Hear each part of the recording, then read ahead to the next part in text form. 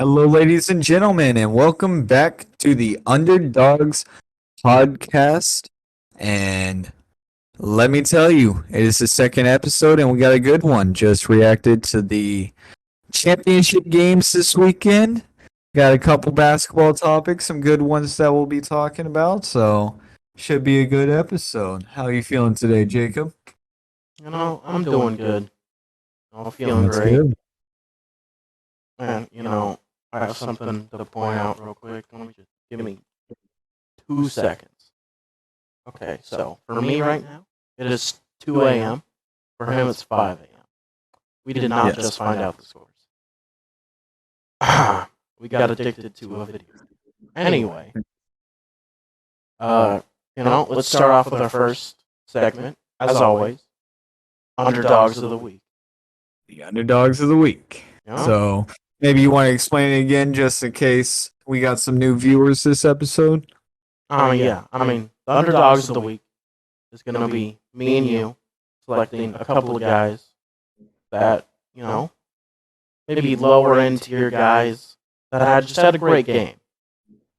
For example, one we did last week.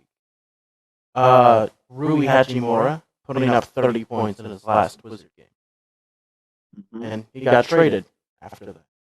That's an underdog right there. That is when you're only averaging 13 points, Mm-hmm. especially. But So we're going to be highlighting a couple of those guys. yeah, And we're going to go ahead and jump into it. I'll start us off. And, I got two from one game. Tonight, the night we're recording this, Sunday, the Clippers and the Cavaliers played. And two score lines that really jump off the page is off the bench, Steady Osman shooting 11 for 13, 7 for 7 from the three-point line, okay. putting up 29 points, 1 block, 2 steals, 2 assists, 2 rebounds. All right. Well, that's really kind of filling up the And stat board there. He averages just under 9 points per game. So he really showed out that game. The biggest thing right there is 7 for 7 from the 3-point line. That is huge. Yeah. He must have been feeling it that night. Yeah. And fun fact, he put up all those stats in only 22 minutes. Oh, okay. More than a point a minute. And who was the second player for that game? Going to the other side of the ball, even though they lost, coming off the bench, Brandon Boston Jr. He's averaging 5 points, 1 rebound, 1 assist, shooting under 40% from the field. Okay. So just terribly inefficient. Yes. And he came out in 34 minutes off the bench, 9 for 19, which, just under 50%. Under, but when you're talking you're averaging under 40%, that's big time improvement right there. So. Shot 1 for 3 from the 3-point line, 24 points. He had 1 steal, 3 assists, 1 rebound, and he kind of balled out. Yeah, he almost quintupled what he averages, so pretty big. Hopefully, he's trying to fight for some more minutes on the bench, try to climb him up the roster. But yeah. So this will also lead into my two underdogs of the week. So my first one will be shout out to the Bulls, just like Jacob alluded to tonight of Sunday. The Bulls played my Orlando Magic, and they had a big game, and it was all because of the Bulls' big three. DeMar DeRozan and Zach LaVine both combined for 32 points each, so that's already 64. And then, right behind them, Vucevic, old Orlando Magic center, puts 26 on the Orlando Magic to then make that 90 points from 3 players. So, only 38 points were scored from other players. That is That is big. If your big three can put up 90, you will win most of the games. And Yeah. then Just a quick heading follow up on that. It's yeah. really just, disappointing for what the Bulls have done this year. It Everyone really is. expecting them not to win a championship, but to compete. Yeah. Maybe make the semifinals or something. Because Well, I we both know. know who's making the finals. Yeah. Well, I know towards the beginning of the season there was some talks about Levine once again being on the trade block. But from what I've heard recently, the Bulls have come out and said Levine is now an untouchable in trade talks. So obviously they're still wanting to build behind Levine, and he is a good scorer, but it seems like he's always on the trade block at the beginning of every season. So They're and trying to then see what they can get for him. yeah, I get it. I could only imagine how he would take it though, Just every year the team's putting you up on the trade block. It kind of shows that the team doesn't necessarily think that you're that important if they think that they can trade you every year. But obviously the Yeah. deals fall through and they think they can't get enough every time. So, but heading into my second one, there was a big upset on Saturday in the college basketball world. We're getting a little bit closer to March Madness now, and the normal kings of basketball aren't really there this year. So we're seeing some interesting teams. Alabama, one of them, at 18-3, crept up to number 2 in the country, and they went on to play Oklahoma 12-8 at the time and the SEC Big 12 Challenge. And let me tell you, Alabama lost that game 93-69. You Nice. talk about a big time upset, and it was led behind. Give me 1 second here. Grant Sherfield and Jalen Hill, forward and guard for Oklahoma Sooners. So also Jalen Hill had a enormous poster on an Alabama player. If y'all want to see one of the greatest college posters I think I've seen this year, I would definitely recommend to find that highlight from that game. He came down on the baseline and one hand tomahawked it from the side. Yeah. So, but big game for them. You're sitting at 12-8. You're set to face number 2. You probably don't have a lot of hope, but for you to go in there and beat them by 25 points, I mean, that has to be a big confidence booster for the team. Especially for a team that was seemingly fighting to be above 500. Yep. They Fighting were, to get in. 11-9 when that game happened? And they blew out number 2 in the country. Yep. So, just an awesome performance from the team and from their 2 main scorers, but great overall game. So, we'll head into our next segment now. This will be our stat collectors of the week, and these will be centered around the NBA. So, I'll start with Joel Embiid had a huge game. The night that the All-Star starters got announced, it got announced that Jokic was the starting center for the West, of course, and the starting center for the East was Giannis. KD was power forward. Embiid really just got robbed of being able to be a starter finally, and I thought that he well deserved it when you look at the East big men. I mean, and he that night also played the Nuggets, so it was Jokic first, Embiid, and let me tell you, Embiid proved all the haters wrong in that All-Star voting committee. Yeah. He put up 47 points, 18 rebounds, 12 of them on defense, 6 on offense, with 5 assists, 3 steals, 2 blocks, and a step back 3-pointer to seal the game. So, what a big performance. There had to be some animosity in that play that night. Yeah. And going into the next one, this one, if you follow NBA, this one's obvious. Damian Lillard. Wednesday night, against the Jazz at Moda Center. Yep. He had 50 points in 3 quarters. Which, I mean, that's incredible stuff. And That I mean, is. let's just go through the stat line.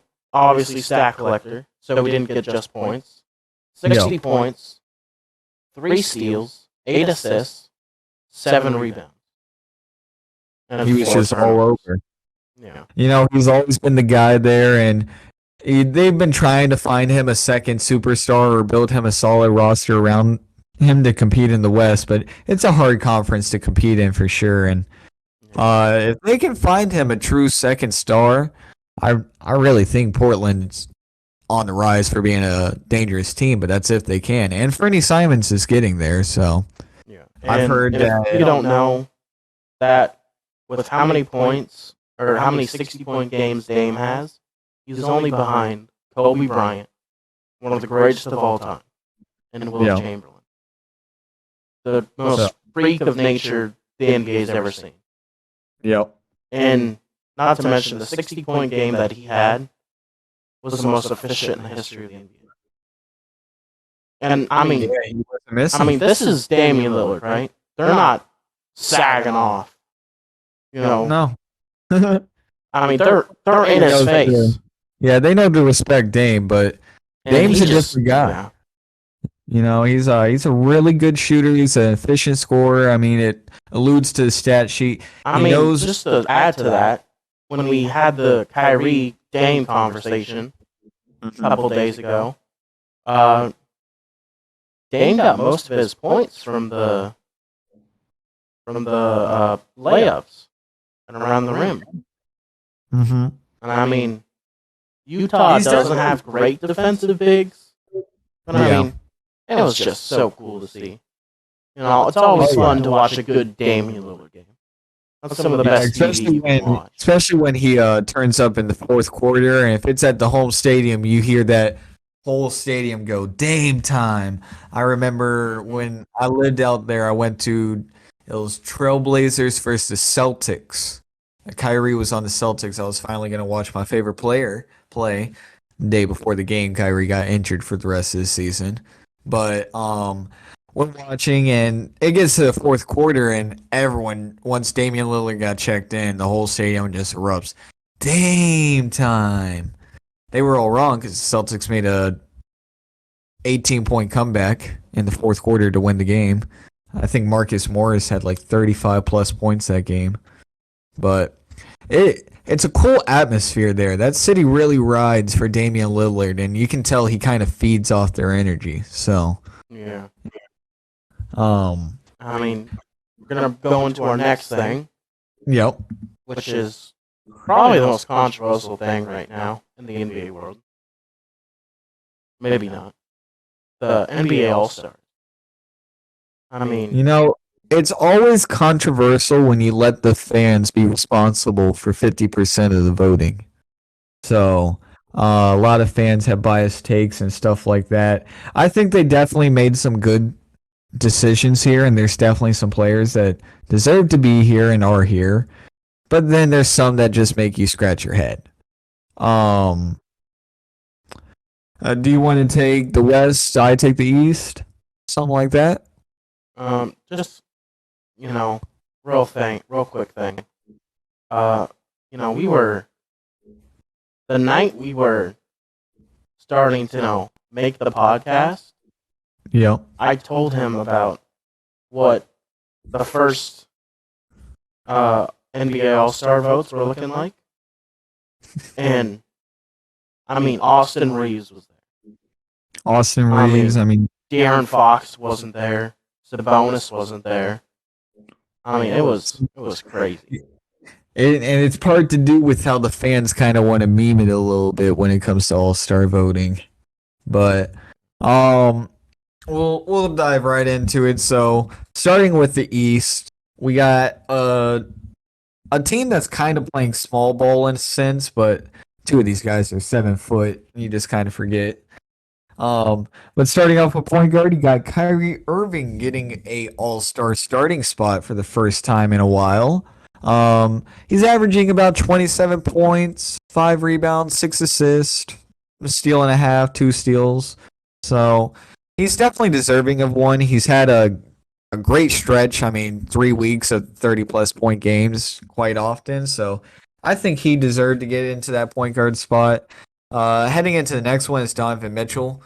Definitely deserves it. Dude's been beasting out there in Cleveland. So He's really been thriving out there. It's fun to watch him. it really is, you know. I mean, some of the best TV to watch is Kyrie Irving, Yeah. Steph Curry, Damian Lillard, and when Donovan Mitchell has it going, man. I mean, he's. I mean, you can also throw Zion in there because if he's one meal dunking over everyone, that's fun to watch. So Yeah. heading into small forward, we got a MVP contestant. He's in the race of it, but it's Jason Tatum, leader for the Celtics.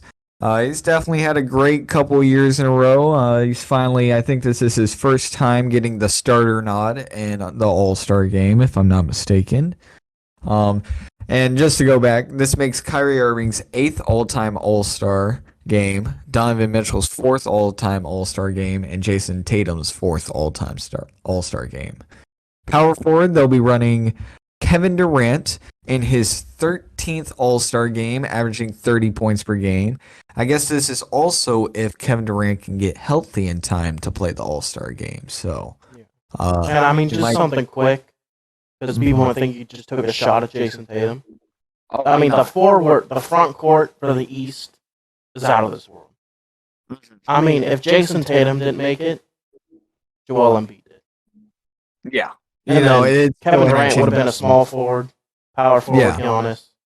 You know, and Jason's a great player. I love Jason ever since I watched him in playing college at Duke. I knew that he was going to be a really good shooter and a really good player in the NBA. But it's nice to see him get his first All-Star nod. You know, he's definitely well deserved of it. So All-Star starter. Yes, All-Star starter nod. Yes. And then heading into our center and team captain, Giannis Antetokounmpo in his 7th All-Star game. Yep. So, they by position they're playing small ball, but by height their lineup is still all right. All right, now to go through the Western. Yes. All right, at point guard, got Steph Curry. Yep. I mean that one's obvious. He's gonna be cooking. And shooting guard, Luka Doncic. The most exciting young talent in the NBA. He is. He is literally, the more I watch him, he is literally just a smaller Dirk in the way he moves and the way he scores. You can tell he definitely took a lot from Dirk once he was there with him for a season or two. So you know what's crazy? Okay. People might knock me for this, but if you combine Luka Doncic's skills and finishing, shooting, with Zion's athleticism, you're the greatest player in the history of the sport. Greatest player in the history of sport, no doubt.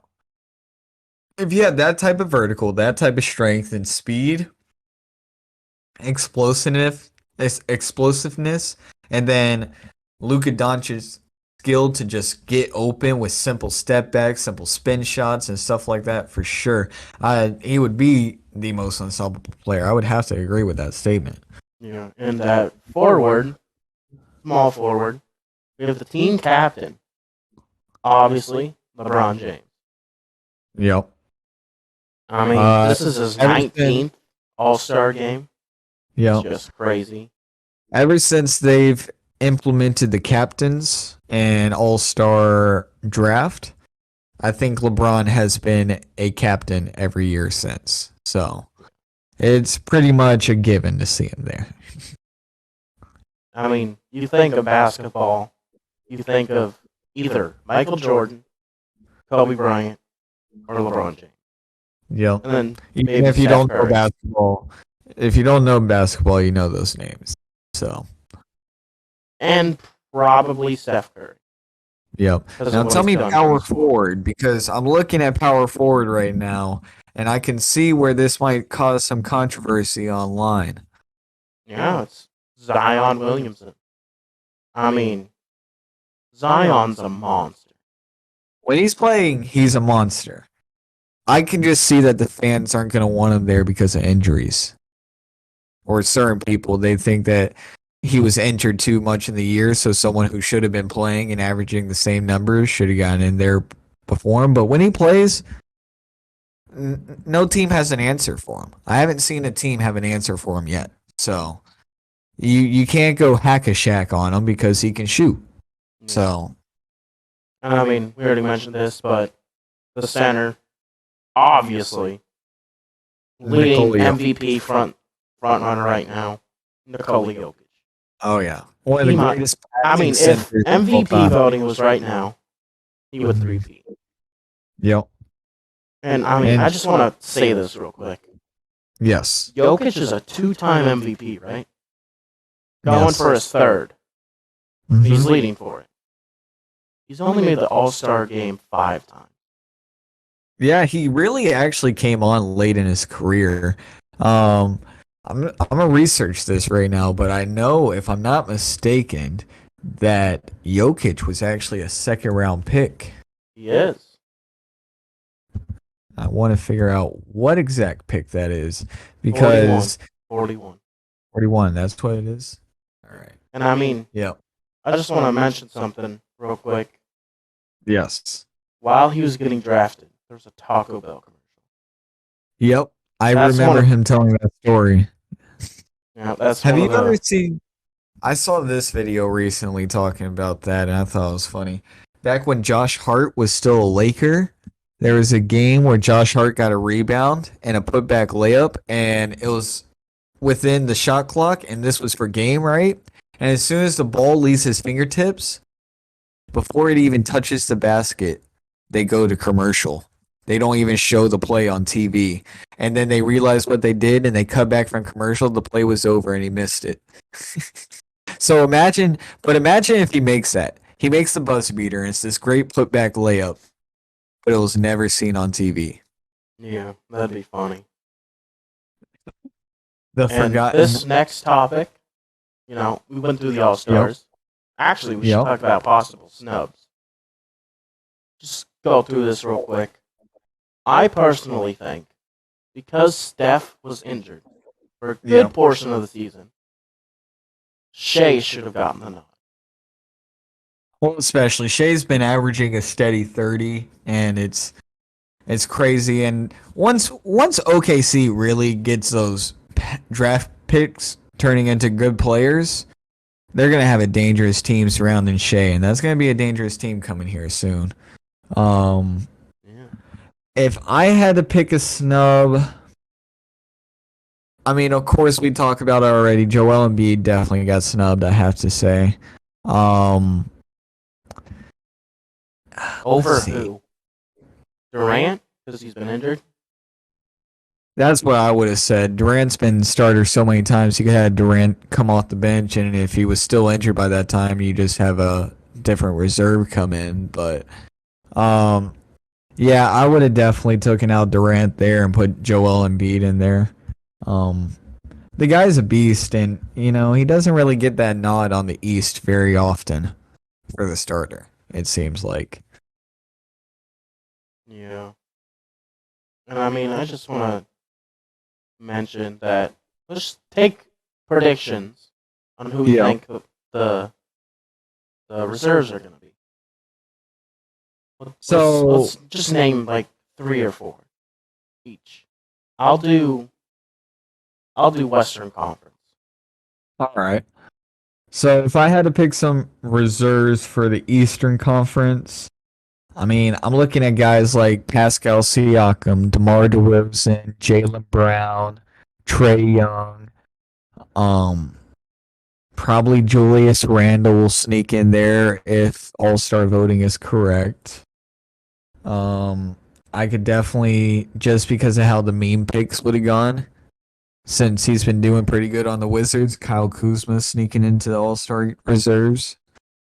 That's some of my predictions. All right, I'm gonna I'm gonna say a couple. Shea, obviously. Yeah, John Morant. Laurie Markkinen. for sure. Yeah, I mean, I think he possibly could have been a starter over Zion.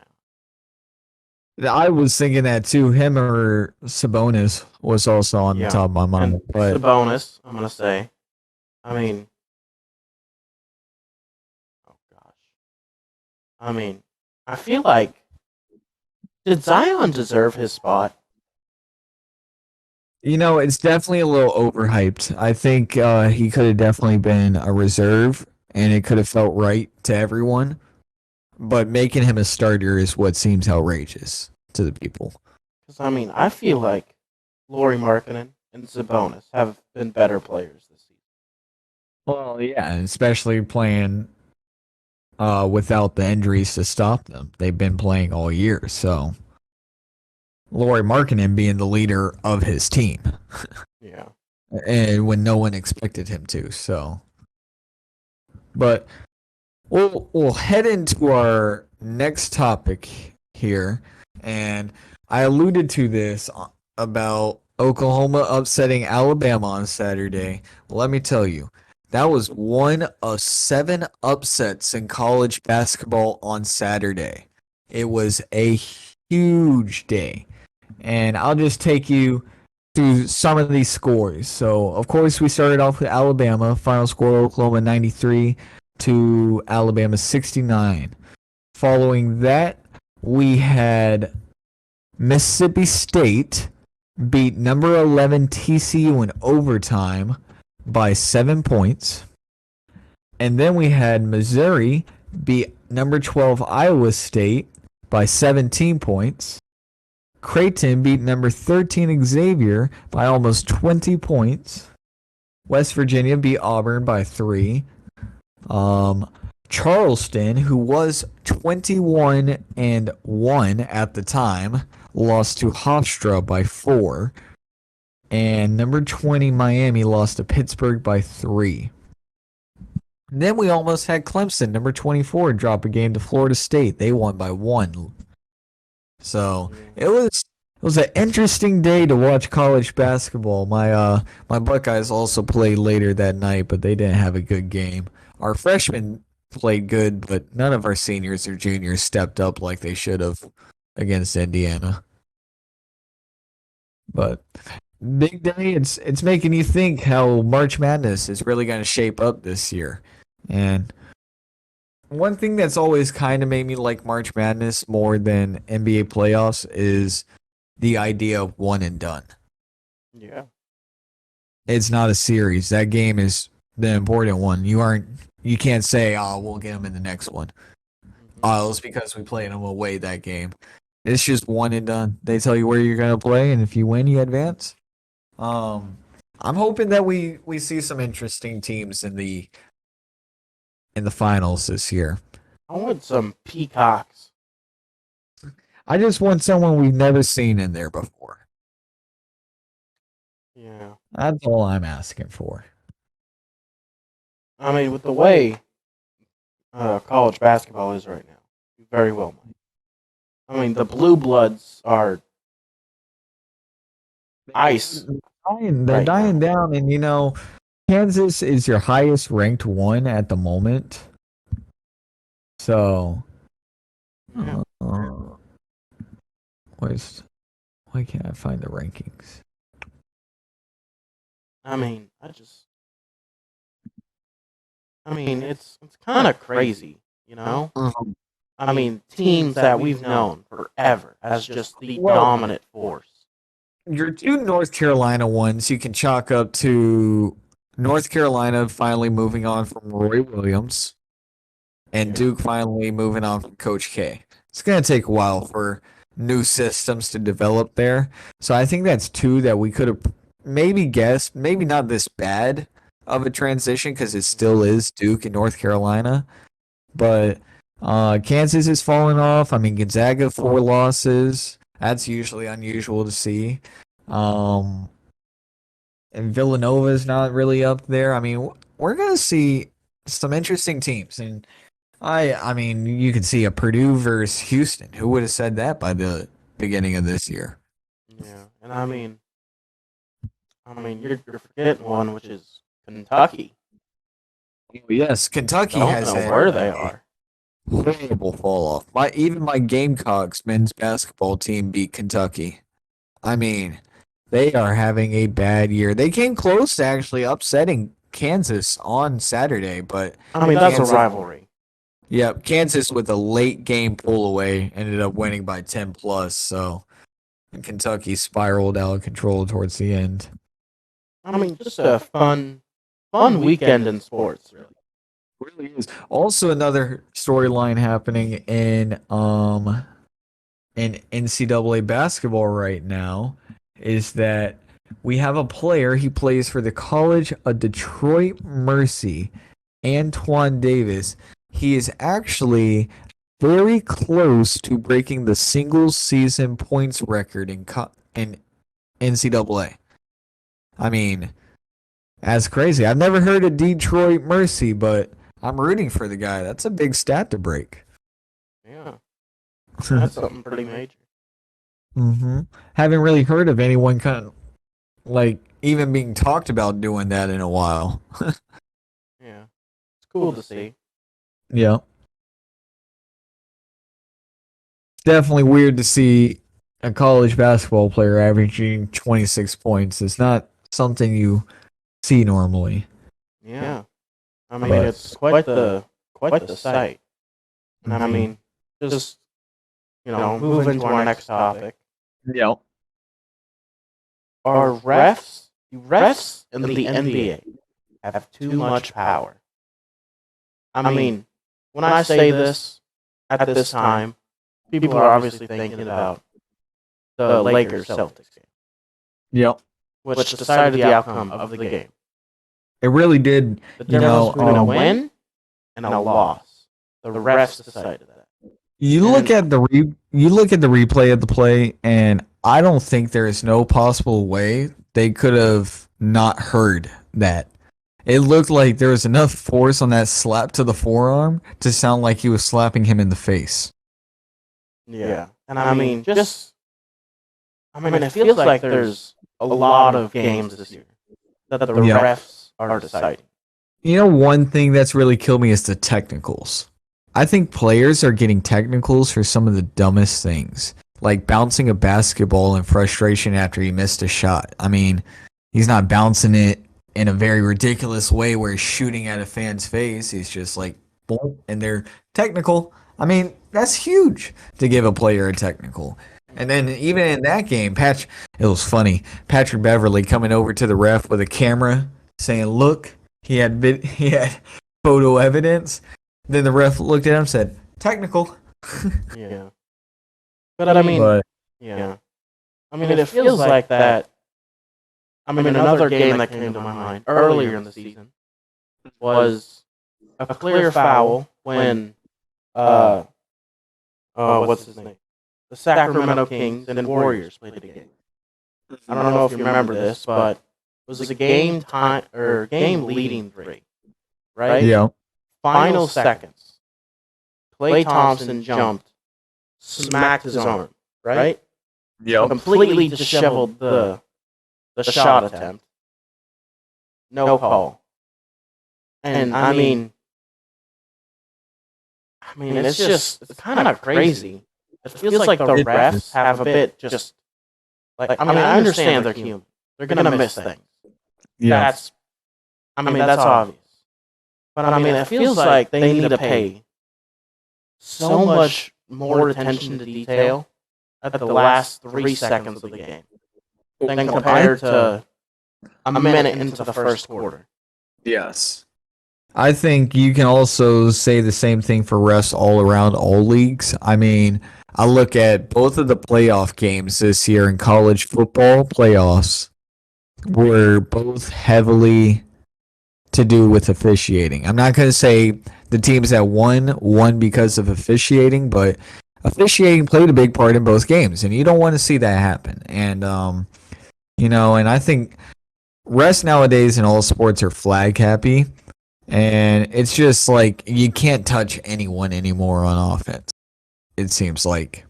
But then you have this Lakers Celtics game where you're going to call a flop a foul, but you're not going to call the clearest foul in the world. I think I might have seen in a while a foul. There's something to be done with it, and some people are going to say maybe they should switch to like a robot ref that's going to never miss a call, but I think part of the game is also having a human ref that is going to miss the call. That's part of the game. At the same time, it's something that you have to play through, but um it's an interesting question. Just something. If there's a robot ref, right? An AI. You know how? I mean, that would kill the NBA because you know how the carrying violation. Oh yeah, Every player in the league does that. Yeah, I'm gonna tell you right now, every one of your NBA players carries and travels about every game. Yeah. We just have come to ignore the fact that those are carries and travels because they look cool and they cause for cool looking highlights. But players have also come up with sneaky ways to hide it. I mean, think of Harden's step back that worked for a while. Curry couldn't do it because Curry got called for a travel when he did it. James Harden just knew how to hide that extra step in a step back. And that's also part of the game, you know. There used to be the saying, if you aren't cheating, you're not trying. Every player always tries to find a certain loophole in the game that they can expose for their own goodwill. Yeah. And, I mean, that's part of everything. Yeah, it's part of the game. Are we saying go cause your own Deflategate? No. But if you know how to get an extra step in your step back, I say use it. Yeah. And don't have Patrick Beverly bounty gate. I mean, it feels like he is. Yeah. I mean, he just goes after everyone, shoves them all in the back. Yeah. I mean, I'm going to go on a tangent here. How is he still in the league? He is terrible. You know, it's his defense, and it's not that he's average at best. It's not that he's a great defensive player. You know what it is? It's just the intensity. You need a guy like that on your team. You need a guy that cares about the game that much, that will celebrate winning the first round of the playoffs like you won the finals. I mean, that's someone that hypes you up and gets you going during the game. Yeah. So it's beneficial to have someone like that. And you know, he is like he's just a typical. He was supposed to be a typical 3-and-D guy, but he's lost a little bit of his edge in 3-point shooting. Earlier in his career, he actually was a very good 3-and-D player. He's just getting older. Definitely has an attitude on him. I mean, the amount of times that he's almost injured somebody, is mind-boggling. I mean, give me 2 seconds. I want to pull up his stats real quick. Let's see what he's shooting. Under 40% from the field. Yeah. Well, I think if you look at the whole Lakers roster, I think if you take LeBron and Anthony Davis out of it, they're the only 2 efficient scorers on that team. Big reason why they're still not in a winning record, but I mean, I just don't understand how this man is in the league. He's terrible. He's not a good offensive player. He's not great at defense. It's that intensity. That's all it is. That's all he does. He injures people. He brings that dog. He brings that fight. If you say the wrong word to him,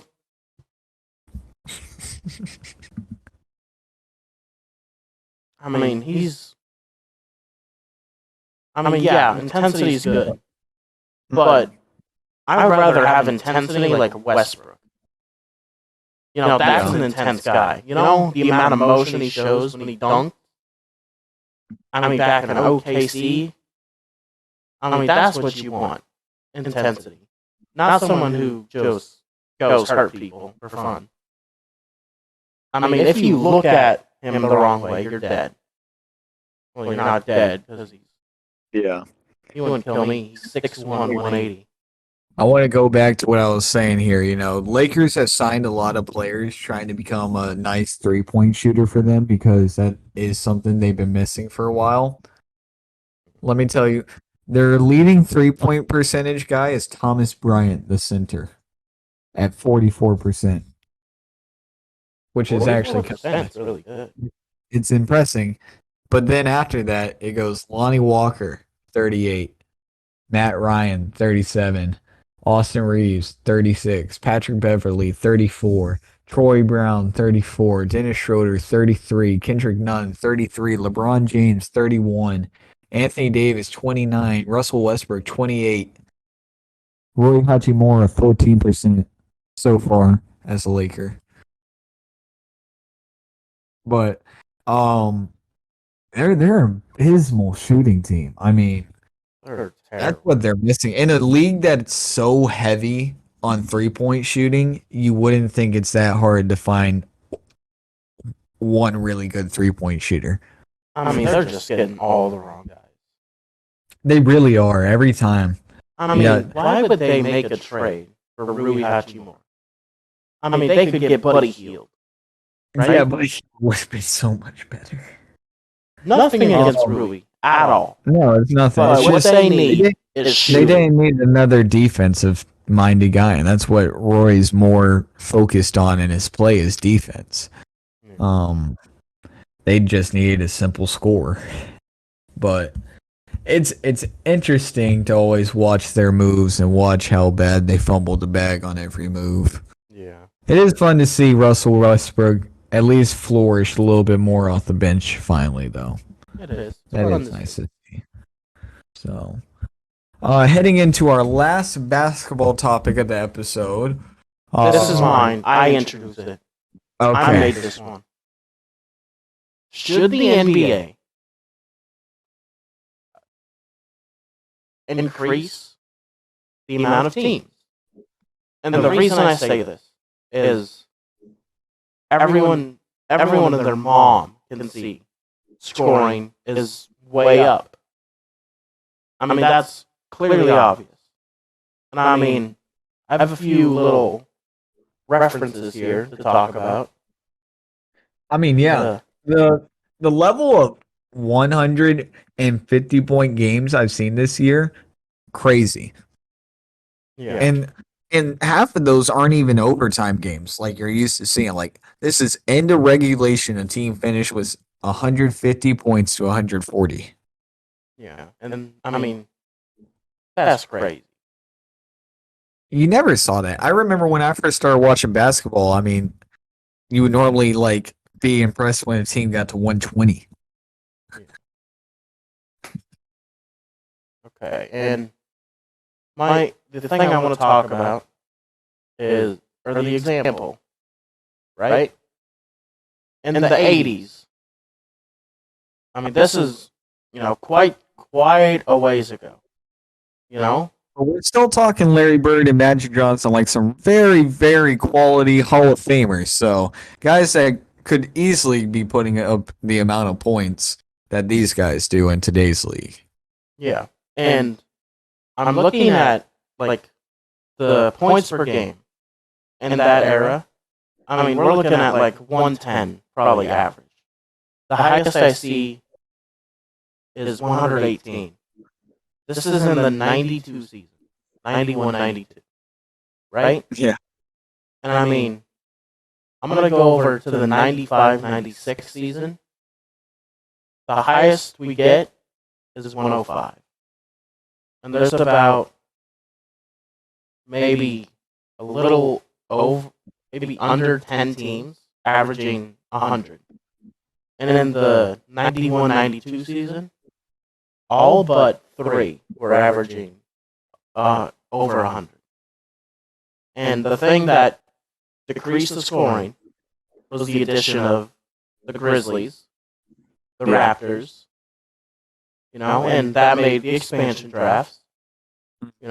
They filled with rosters, which helped spread the talent around the NBA. Yes. I mean, so if let's say I mean, if they didn't add those teams, I mean, maybe we have LeBron, Curry, and Kevin Durant on the same team right now. And maybe With we do. Giannis off the bench. But I mean, they kept adding teams to help spread around the talent. I mean, the last one was the Hornets in 2004. I think it's time to add some teams. Technically not a expansion, just a rebrand, but yes. The Bobcats. Yeah. Um, my only question is, what cities get the expansion teams? You got to think Seattle Vegas? gets. You got to think Seattle gets their Supersonics back. Pittsburgh. Jacksonville. I mean, you could put one in the Carolinas. You think since they already have one in Toronto that they'll put one in Hawaii? No. I feel like that's way too long of a distance. Away games. I mean, maybe they make another. And also, the Carolinas do have a team. It's Charlotte Hornets. But I would love for South. Who? I would love for South Carolina to get their first ever pro team. Yeah. It's a weird fact. I mean, one of the only states to not have a single pro team in it. I mean, it feels like there's just, a lot of teams. Or a lot of, big cities. I mean, obviously, you're not getting... If you live in Montana, Wyoming, sorry. Not happening. Gotta be a big market. I mean, you could say even Boise. Could be well, I do have to say, we are alluding to the refereeing and expansion teams. I do say that the NBA has to fix some things. There's an alarming rate going on. NBA is having the lowest viewership per games they've ever had. They are, I mean, you can go to a game for $5 at Orlando Magic Stadium right now. That's depressing. If you're a pro sports team, you should at least be charging $50 for nosebleed seats. That's just how it goes. Maybe they're just wanting to be cheaper. I think it's they can't sell the tickets. Maybe under 20 if you're a bad team. Yeah. And if it's against a not great team too. I can go to the Pistons and the Orlando Magic play, maybe a $15 ticket. But instead that ticket's $3. When the Nets come down to Orlando in 2 weeks, I can go to that game for $10. Yeah. That is ridiculous. I can go watch Kyrie and KD play for $10.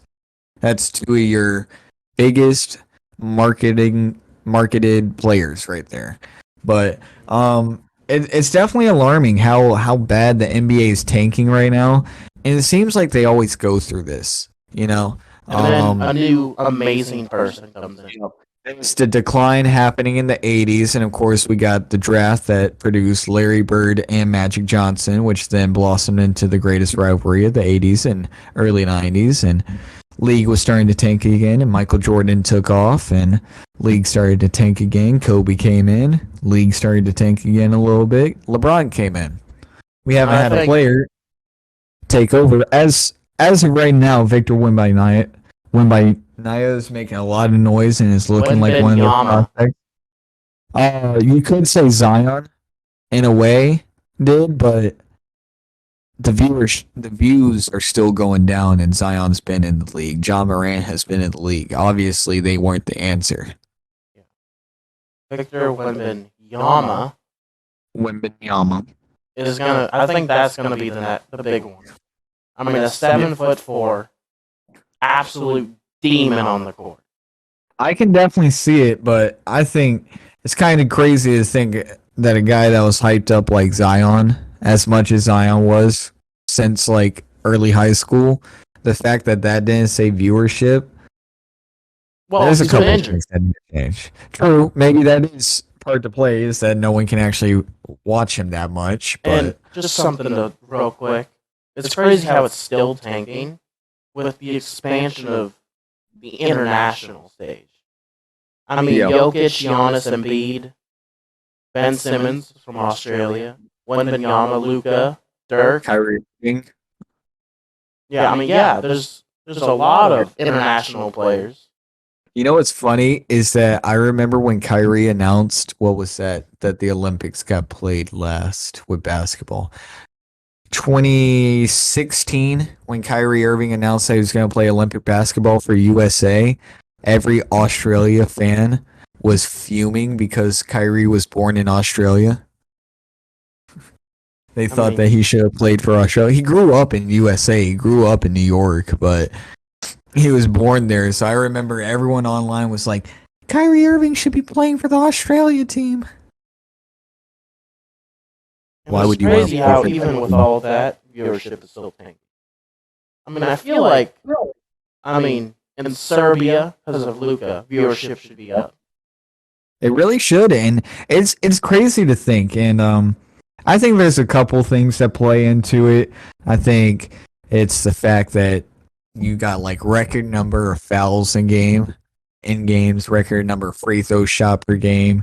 You don't got like the big highlight defense. It's just they don't try on defense and they jack up shots. That's all you're watching. That's all I feel like I'm watching when I'm watching the NBA. But I could definitely see expansion teams being something that could bring in a lot of viewership again.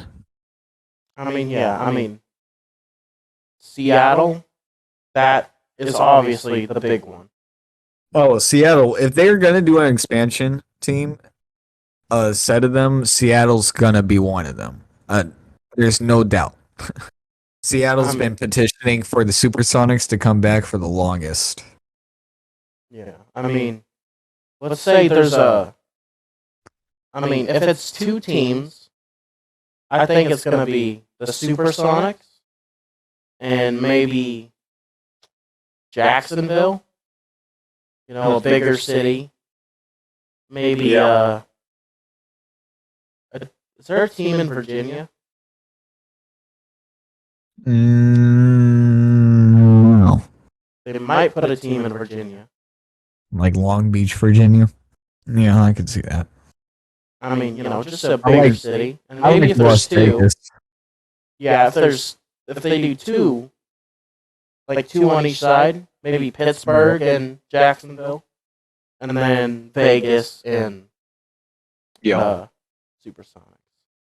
I've always been interested to see if a team will go pro in Hawaii, despite the away game distance, because that is enormous home field advantage. Yeah. They could also make a team in Mexico. Oh yeah. Mexico City, I don't know. Something? I don't know. Diablos. Bro stole that from Madden. But, yeah. The Mexican City Golden Eagles. Also Madden. You can tell I did a lot of rebuilds. Now we will be heading in to our second half of the podcast today, and we will be heading into our NFL topics. Hockey. I'm joking. Definitely not NHL. So we'll head into our stat collectors, heading off for NFL today, marking Sunday. Of course, we had the championship games. We had two guys who were really all over the field. For the Chiefs, we had Marquez Valdez-Scantling, who really kind of took off, could almost be considered underdog of the week. At the same time, in that championship game, went for 6 receptions, 116 yards, with 1 receiving touchdown. He got targeted 8 times, caught it 6 times, the longest for 30 yards. Big game from him, and really needed because no one, the other receivers really couldn't get open. And Travis Kelce in the second half was kind of slowing down. Yeah, and our other stat collector is going to be me. I'm the stat collector of the week for the NFL. I had 248 tackles, 18 sacks, and 14 picks. That's a crazy game. Yep, I cooked. Crazy dream. So our actual next stat collector of the week is Sam Hubbard. Uh, and Sam Hubbard's been having had a ridiculous playoff stretch for the Bengals. Yeah. Really tried his heart out, and it was a good game between the Bengals and Chiefs today. Took till the last second. Bengals couldn't advance the ball on their final drive and gave the Chiefs 39 seconds, and that punt returned by Sky Moore, number one. Sky Moore won the game, that game, not the kicker. That punt return was elite. To set them up already right at the 50-yard line, Patrick Mahomes didn't even have to really do hardly anything. So, huge play by him. But heading back to Sam Hubbard, the man had today, let me find his name. He had 2 tackles, 1 assisted, with 1 sack, 1 TFL, and a fumble recovery. He recovered Patrick Mahomes' first ever postseason fumble, but it was a game. He was all over the board. I saw him all over the defensive line against that Chiefs game, and he flashed back to the wild card game. He's the guy who got the 98-yard scoop and score against the Ravens, and he had a sack or 2 against the Bills. Just really surged in the playoffs. So. And for the record, we also could have said Chris Jones, but we didn't want to do 2 from the same team. Yes. He had 2 sacks and 3 TFLs. Also, I do want to do one more shout out, just a quick one. His son Reddick. I didn't really want to mention it because it's still a little bit sour that the Panthers didn't re-sign him last year, but he beasted for the Eagles against 49ers. I think he probably got paid a little bit extra to injure Purdy on the first play, but yep, Bounty Gate. Yep, we got another Bounty Gate out here. No, but that was a huge hit and forced a fumble there. He had 2 sacks on the game, forced fumble, almost had a second one. Just all over the field for the Eagles. He did slow down in the second half, but the 49ers finally figured out that they couldn't block him with a tight end. So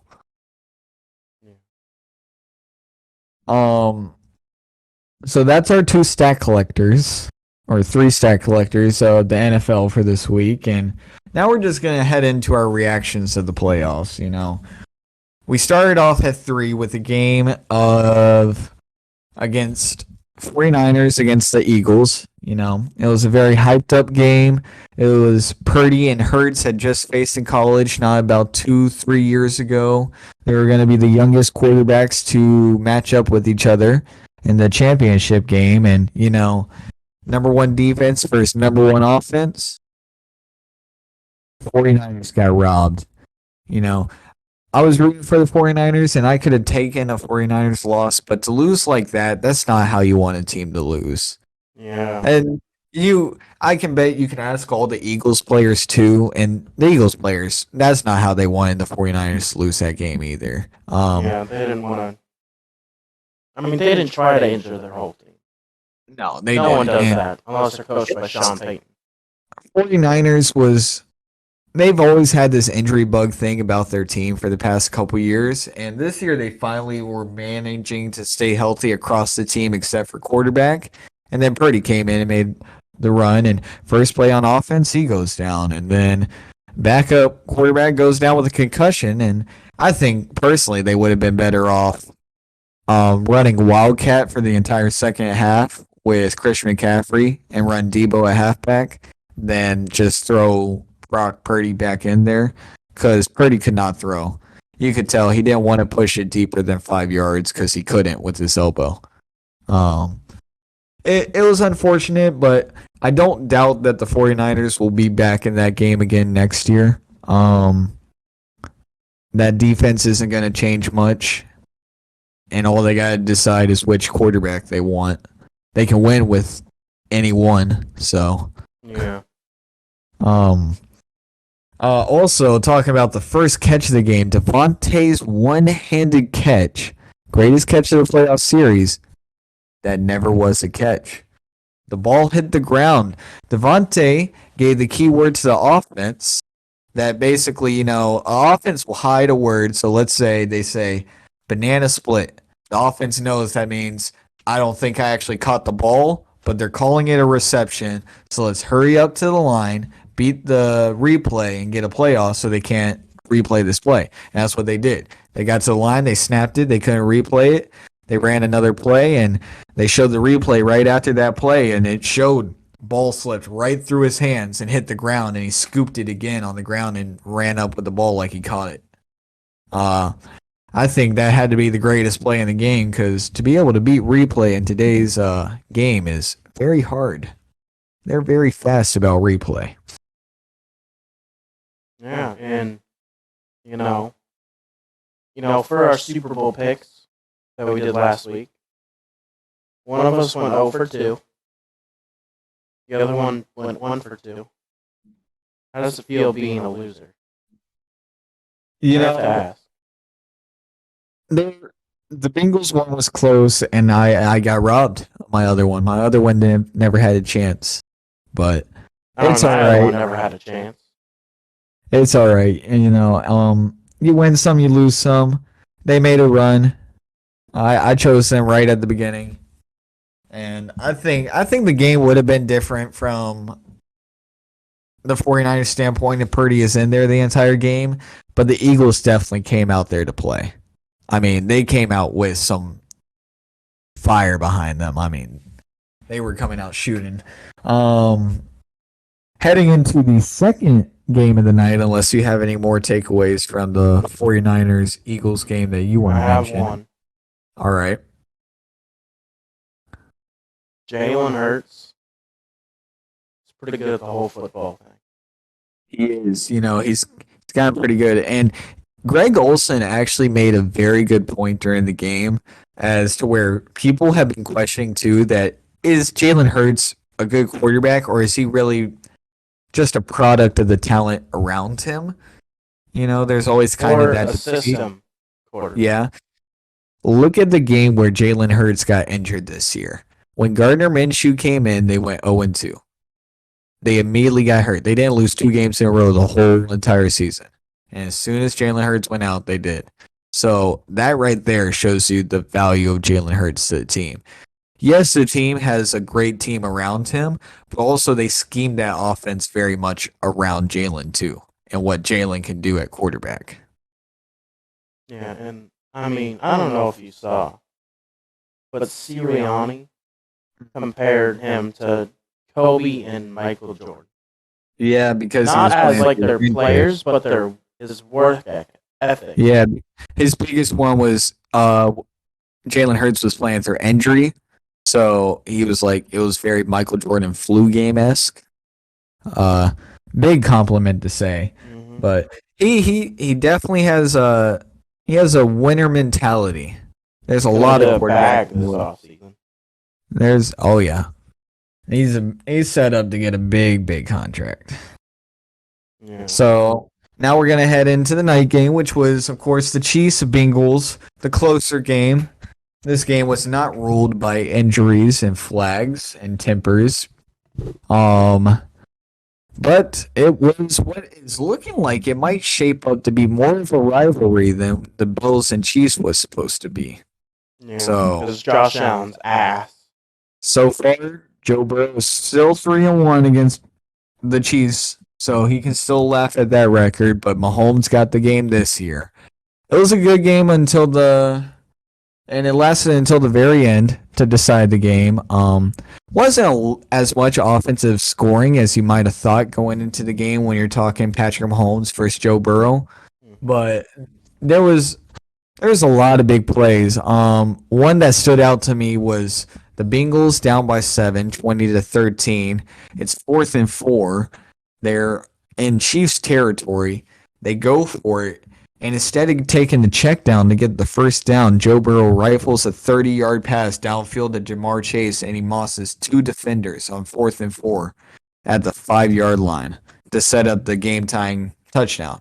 So huge play by him. I do also want to say I nailed my underdog of the week prediction last week. T. Higgins did match. I said he was going to have 75 receiving yards and a touchdown this week. He finished with 6 receptions to 83 receiving yards and a touchdown. So I am proud that I nailed an underdog of the week since I didn't get any of my Super Bowl picks right. But I was right too. The Hornets beat the Heat. Yep.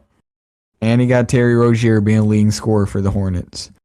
I was 8 points off of Kyrie in the battle in New York, but he still had a good game. You got the win right, though. Yes, I got the win and the 5+ assist parts right. And I feel robbed because my other underdog was, Brock Purdy.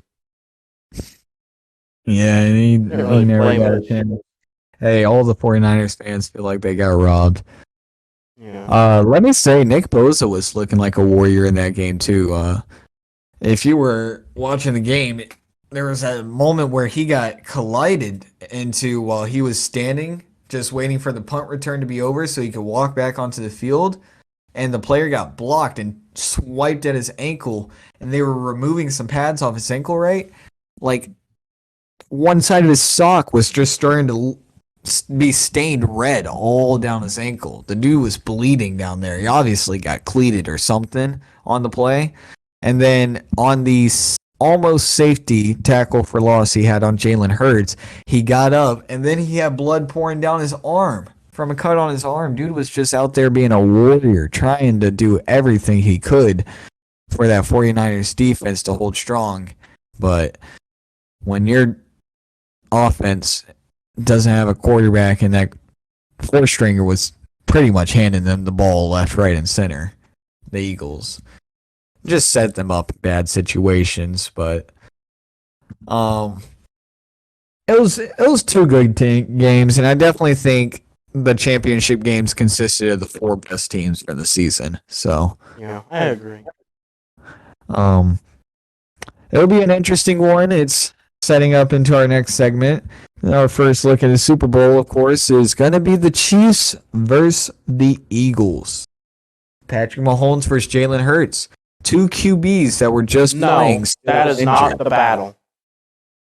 It is Jason Kelce versus Travis Kelce. I was going to get to that, but that is the battle. I do want to preference this, though. Jalen Hurts went into this 49ers game saying that he still wasn't feeling 100% healthy from his shoulder injury, and of course, Patrick Mahomes not playing on a bum ankle. They both ended up getting the win, so we got some injured QBs playing each other in the Super Bowl. But the bigger storyline, like Jacob said, Jason Kelce and Travis Kelce will become the first ever brother duo to face each other in the Super Bowl. Mm-hmm. So it'll be pretty cool. Of course, we don't see them. I just want to say that podcast is going to be fire. Oh, yeah. When that comes out. Not to promote their shit, but obviously our shit's better. Right? It's going to be #1 podcast in the world. Yes, sir. But they won't be playing, of course, on the opposite side of the ball. Like, we won't see them matched up with each other. But it would be funny one day if we see Trayvon Diggs match up against Stephon Diggs in the Super Bowl. Not gonna happen. Trayvon Diggs will have to lead the Cowboys. He's going to have to be their quarterback. Because he's an improvement over Dak. I'm going to say it. The 4th-string Niners quarterback's better than Dak Prescott. No. Yeah, no. Okay, this is an actual thing. In that Niners game, no, this is like a week ago. Right now. Do you think Cooper Rush would have won that game?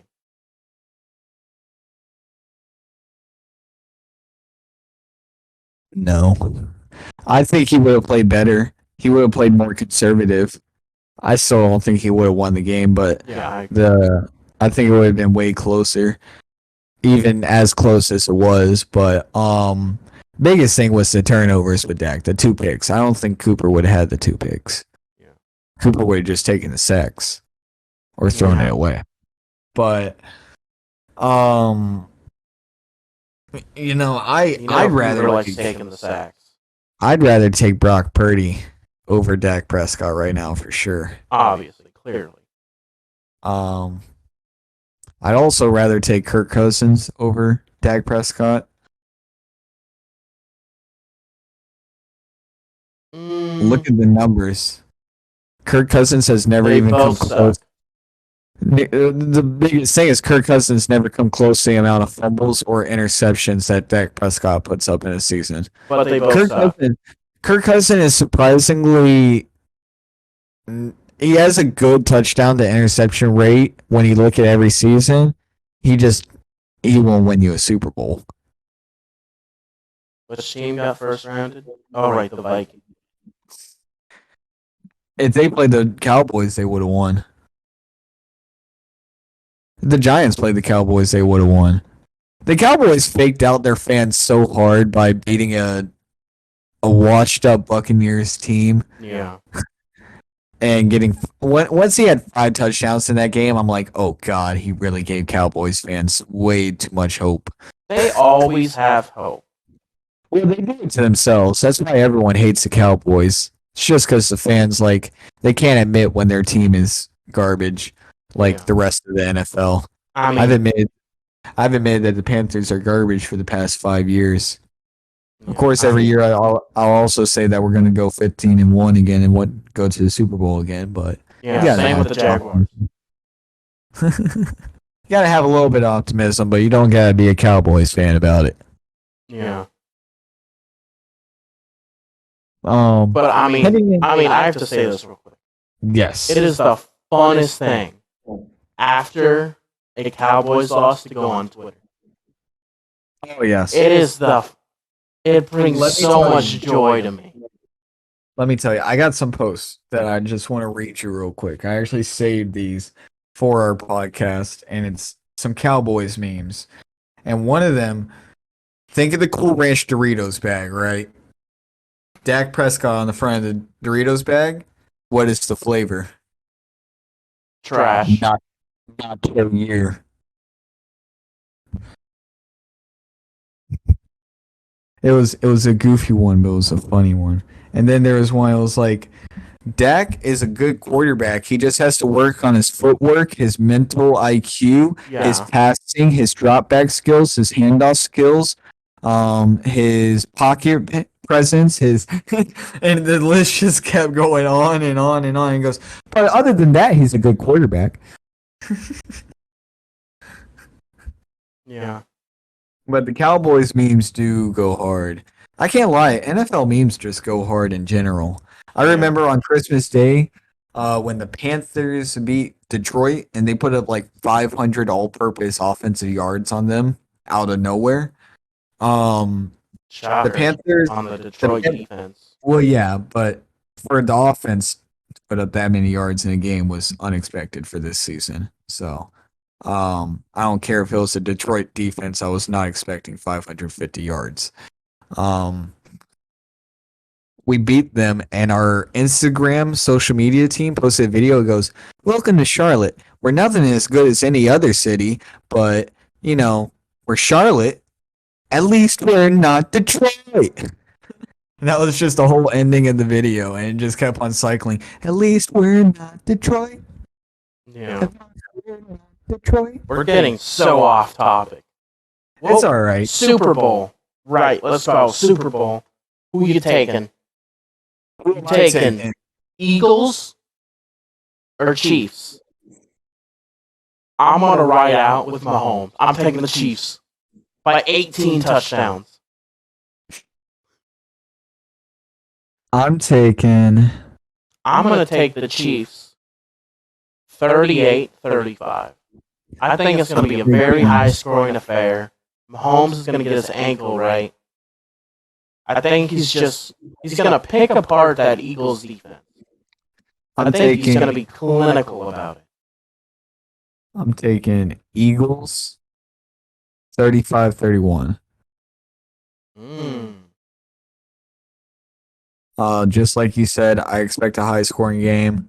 You got number one offense going against number two offense in the league.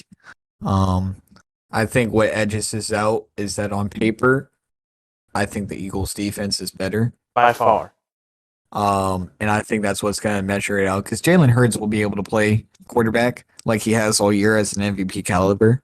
So don't forget that they're both MVP caliber quarterbacks in the backfield.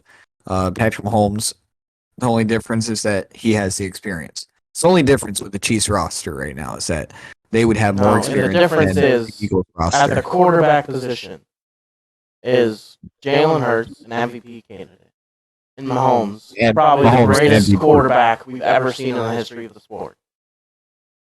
That's the difference. Name a Tom better Brady's quarterback better. than Mahomes. Tom Brady's still the GOAT. Is he better than Mahomes athletically and stuff like that? No. But Is he Tom better Brady's than him at throwing? Throw power? throw Accuracy? power. Oh yeah, throw power. Tom Brady's still one of the more accurate quarterbacks, but Tom Brady's the leader. Patrick Mahomes is great, and if Patrick Mahomes can get to like a whole bunch of Super Bowls and win them now, I will fully support it. He's only sitting at one right now. I would love to see him get to 2, 3, 4, and then we'll talk. Yeah, But except he's Patrick Mahomes is definitely the greatest quarterback of the 2015s and beyond. He's starting a the new greatest generation of of all time. quarterback. Yeah.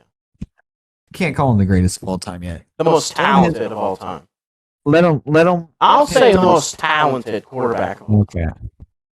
Okay. Well, you can accept that.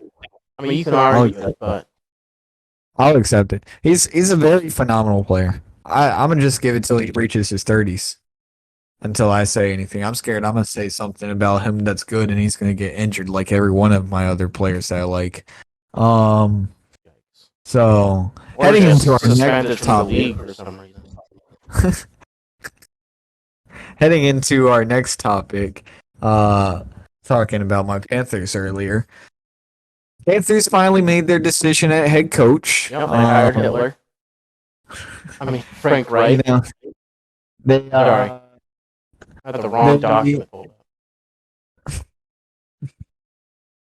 They hired him to 4-year deal, and Frank Reich, he's not a horrible hire.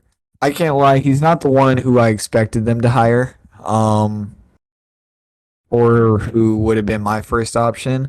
I like Shane Steichen the most from the Eagles, offensive coordinator. That's who I wanted us to go out to get since day one. If we didn't re-sign Steve Wilkes, if we weren't going to get Steichen, I thought that we should also re-sign Steve Wilkes. But the more I look into Frank Reich's background, the more I do like the idea of him.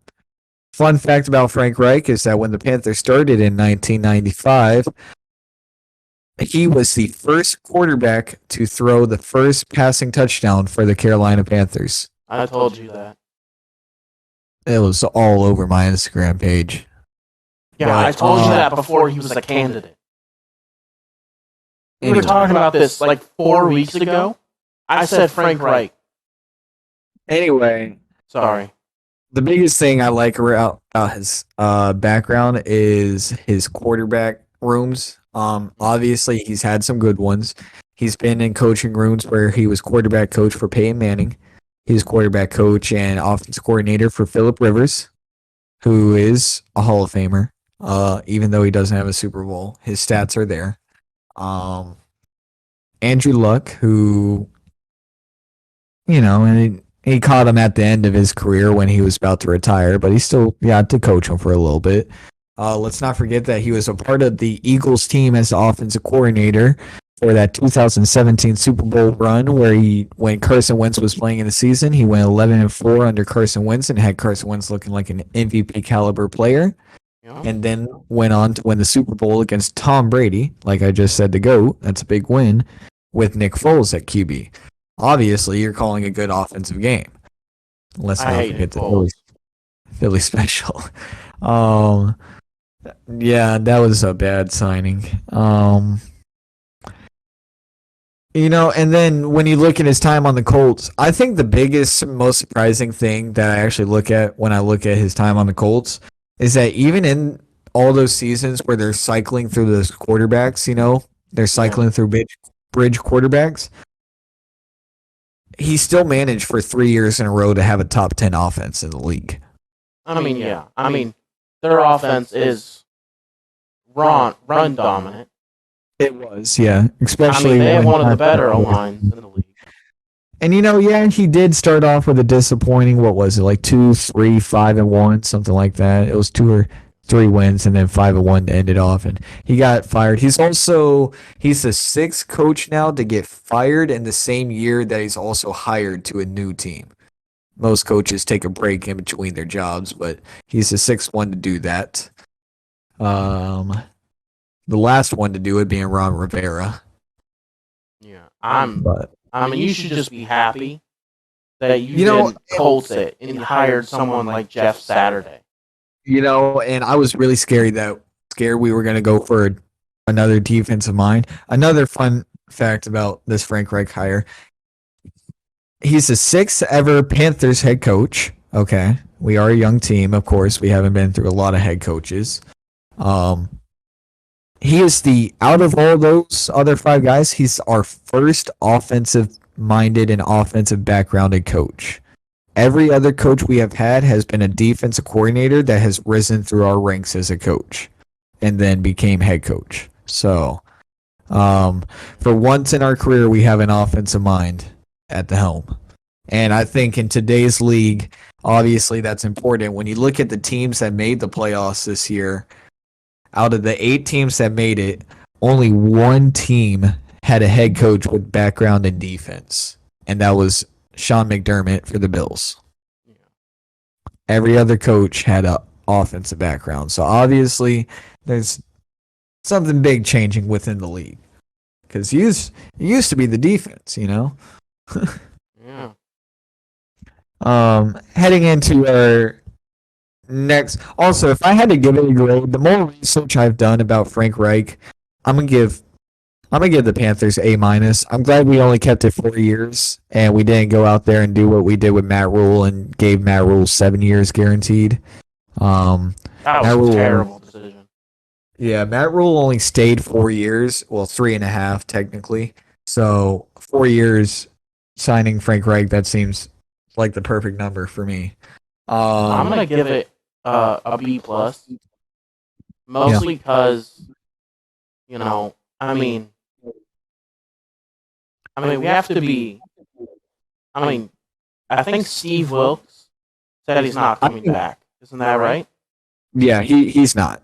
He will not. I think what would have made it an A+ for me is if he actually did convince Vic Fangio to join his staff as a defensive coordinator. That would have been huge for our team. To also get someone who used to be a head coach to join our team as a coordinator, it would have been nice. Speaking of which, Vic Fangio did today sign with the Dolphins as a defensive coordinator as I'm speaking. So that signing is not possible. That's why it's an A-. But if we had kept Wilkes, I would have probably kept it an A, just because Wilkes had our entire locker room playing behind him. I mean, he took a team that was in contention for the number 1 overall pick, and by the last 2 weeks, we controlled our destiny to go to the playoffs. But obviously, they thought that they had a little bit something more in an offensive-minded coach, because Steve Wilkes would have just been exactly what the other 5 Panthers coaches were, defensive coordinators that rose up through the ranks. Just would have been a copy and paste of what we've been doing. I mean, but I can respect the B+. I like it. I mean, it is what it is. Yep.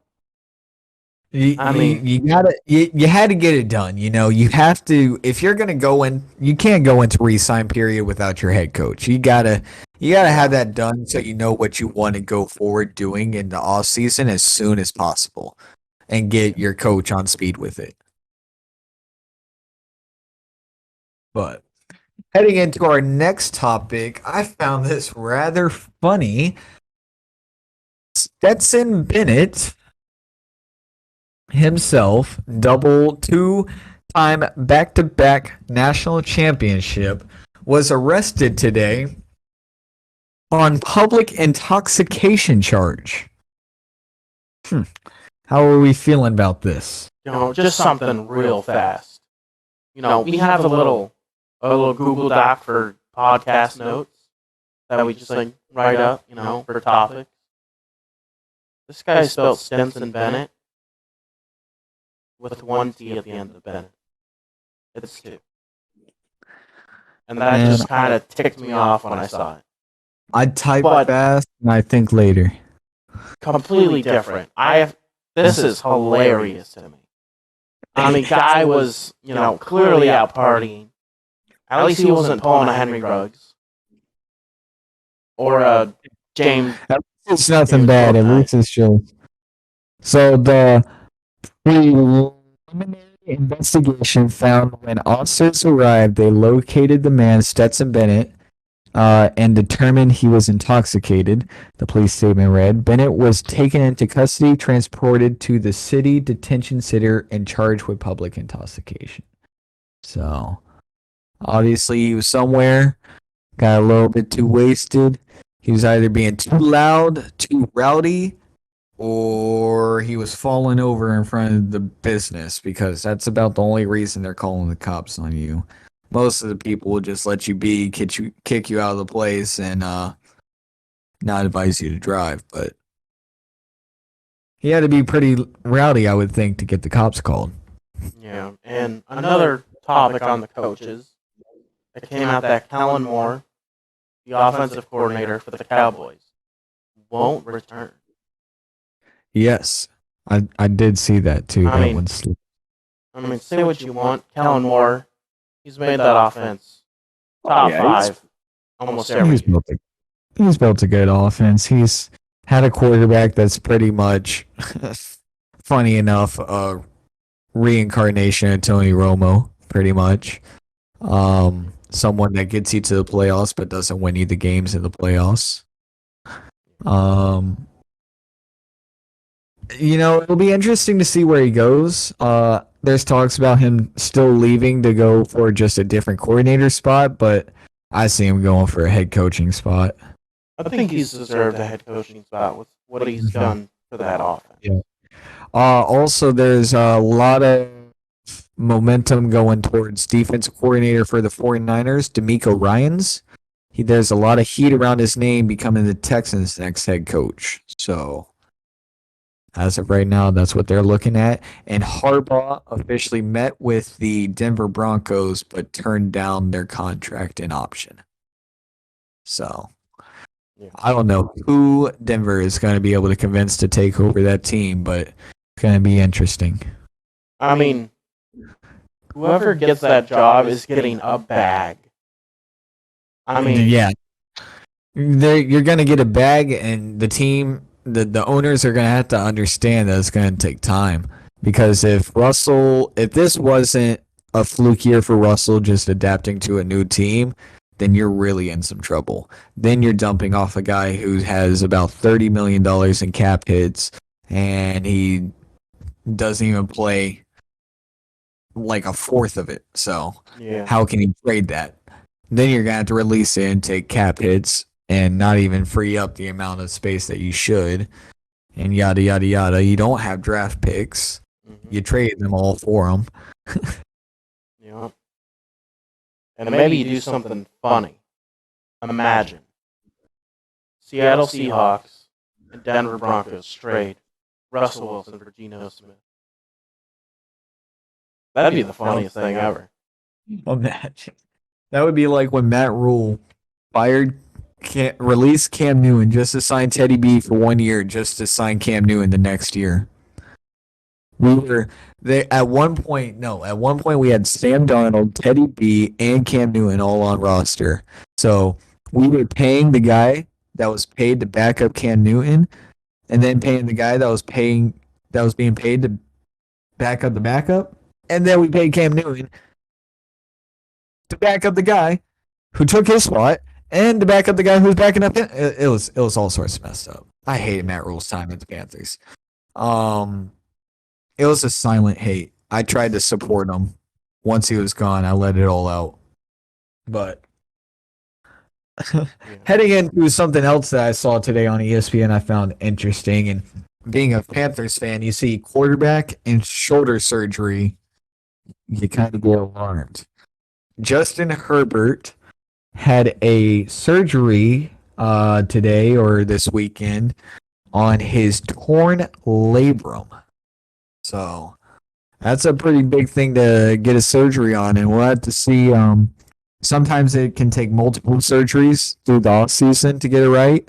Hopefully, that'll just be one and done, so he can get into recovery and have a speedy recovery. But it'll definitely be something that people are gonna have to keep their eye on here. Yeah.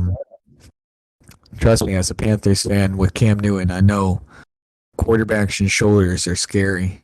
If it's the wrong shoulder, and the surgery goes a certain way, the quarterback sometimes will have to adapt a new way of throwing the football because their arm doesn't rotate the same way anymore. So, Yeah. no surgery is ever good. Yeah. No injury is ever good. I wish we could really just like Madden, turn injuries off in real life. You know, think of the amount of careers that would have gone differently. I mean, how many years would 2015 Cam would have played like 2015 Cam? Yeah. How many teddies would Rob Gronkowski really have? And maybe we'd have Bo Jackson as the greatest running back of all time. You know, have you actually ever heard of Bo Jackson's injury? Have you like watched how he did it? I don't It's remember actually exactly, but I'm pretty it's sure I watched. it's disgusting and weird. Bo Jackson, they were playing the Bengals, and he gets out on the edge and he takes off like everyone sees Bo Jackson do. Bo knows no one can catch Bo. Well, Bo got caught. Then the one time Bo got caught from behind, he got tackled and he hit the ground.